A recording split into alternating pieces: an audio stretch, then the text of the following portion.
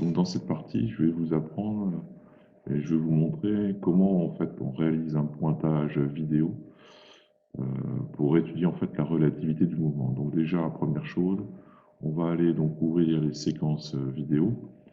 On va aller chercher un fichier. Donc là ici en l'occurrence, je vais prendre donc TP seconde relativité mouvement. Je l'ouvre.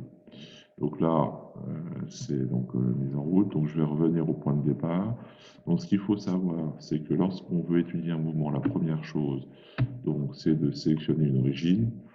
Donc là ici, l'origine de notre repère, je vais le prendre par exemple ici, là où se situe le cycliste.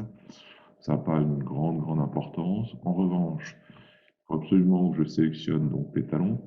Voilà. Donc je fais un clic donc au début de l'étalon et un deuxième clic sur la fin, à l'autre extrémité de l'étalon. Je rentre la grandeur, la longueur en mètres, donc 0,68. Mes axes, je les laisse comme ça. Donc pas vers le haut et de gauche à droite, puisque c'est le cas ici, mon cycliste se déplace de la gauche vers la droite. Le déplacement, donc là ici, étant donné que je souhaite étudier dans un premier temps donc le mouvement de la balle par rapport au sol, je vais donc uniquement faire le pointage de la balle. Et ensuite, je fais sélection manuelle des points. Donc ici, j'ai donc le zoom qui permet de mieux pointer en fait le son de ma balle. Et donc, je commence. Hop. Tac.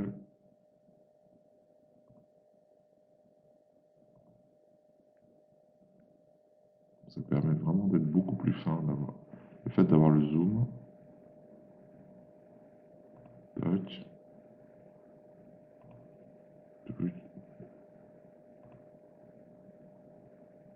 Tac. Donc voilà. Donc, le pointage, le premier pointage donc, est terminé. Et donc je fais transférer vers les vecteurs, ce qui me permet d'avoir donc la trajectoire.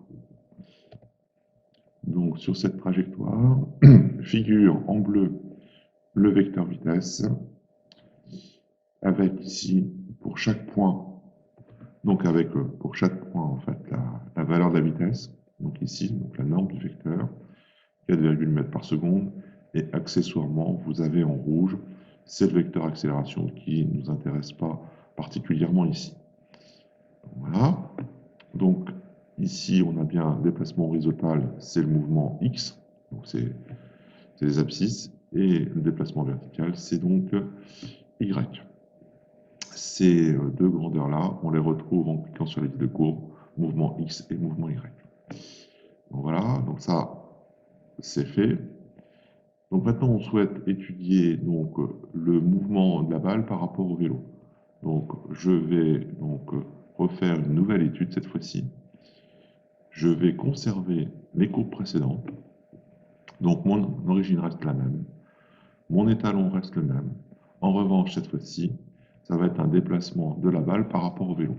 Donc il faut absolument que je prenne un point fixe du vélo et je vais faire sélection manuelle. Donc on voit ici sur ma croix apparaît ref, qui correspond à ma référence. Donc là ici, je vais prendre en fait le point, un point du cadre du vélo. Donc je clique dessus et ensuite je viens cliquer sur ma balle.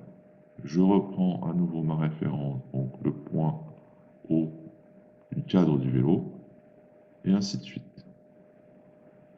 On essaye d'être assez fin. Truc. Voilà. À nouveau ici. Voilà. Voilà. Ainsi de suite.